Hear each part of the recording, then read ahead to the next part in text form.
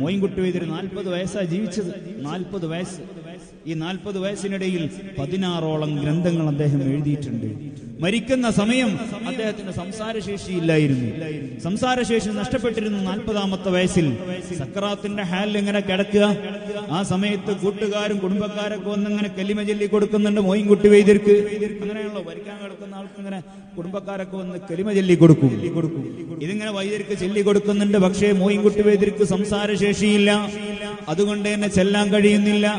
അപ്പോഴാണ് കൊണ്ടോട്ടിയിലുള്ള ഒരു പ്രമാണി വന്നുകൊണ്ട് വൈദ്യരുടെ അടുത്തു നിന്ന് അല്പം ഉച്ചത്തിൽ ദേഷ്യത്തോടെ വിളിച്ചു പറയുന്നു, ജീവിതകാലം മുഴുവൻ ബദരീങ്ങളുടെ ശ്രേഷ്ഠത എഴുതിയ, ജീവിതകാലം മുഴുവൻ ഉഹദ് ശുഹദാക്കളുടെ ചരിത്രം എഴുതിയ, മലപ്പുറം ശുഹദാക്കളുടെ പോരിശ എഴുതിയ, മുത്തുനബിയുടെ മദ്ഹ് എഴുതിയ മോയിൻകുട്ടിക്ക് കലിമ ചെല്ലാൻ കഴിയുന്നില്ലെങ്കിൽ ചെല്ലണ്ട, ആരും ചൊല്ലിക്കൊടുക്കണ്ട.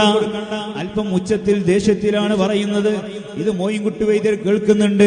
കേട്ട ഉടനെ തന്നെ കൈകൊണ്ട് ആംഗ്യം കാണിക്കുകയാണ് ഒരു കടലാസും പേനയും കൊണ്ടുവരാൻ.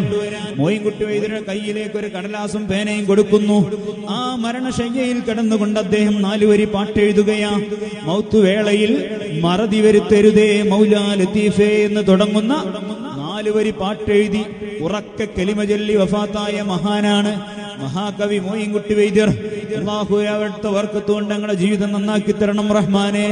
ഈ ചരിത്രം കാമ്പറവൻ അഹമ്മദ് കുട്ടി മുസ്ലിയാർ അദ്ദേഹത്തിന്റെ ബദർ സംഗീത സാരവും ചരിത്ര പഠനവും എന്ന് പറയുന്ന ഗ്രന്ഥത്തിൽ രേഖപ്പെടുത്തി വെച്ചിട്ടുണ്ട്. ഇങ്ങനെ മോയിൻകുട്ടി വൈദ്യർ ബദരീങ്ങളുടെ ശ്രേഷ്ഠത ഇങ്ങനെ പറഞ്ഞിട്ട് നമ്മളോടായിട്ടൊരു കാര്യം പറയുന്നുണ്ട്. അത് നിങ്ങൾ നിർബന്ധമായും ശ്രദ്ധിച്ച് കേൾക്കണം.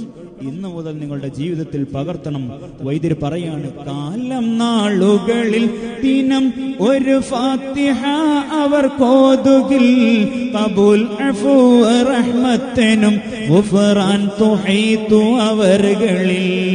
ഖാലിഖാനവൻ വീതി ചെയ്തിടും റിസ്ഖിലും കസബാനതിൽ കാത്തിടി അന്ന റഹീമനി ബദരീങ്ങൾ ഹഖ്ഖു വ ഫളിനാ.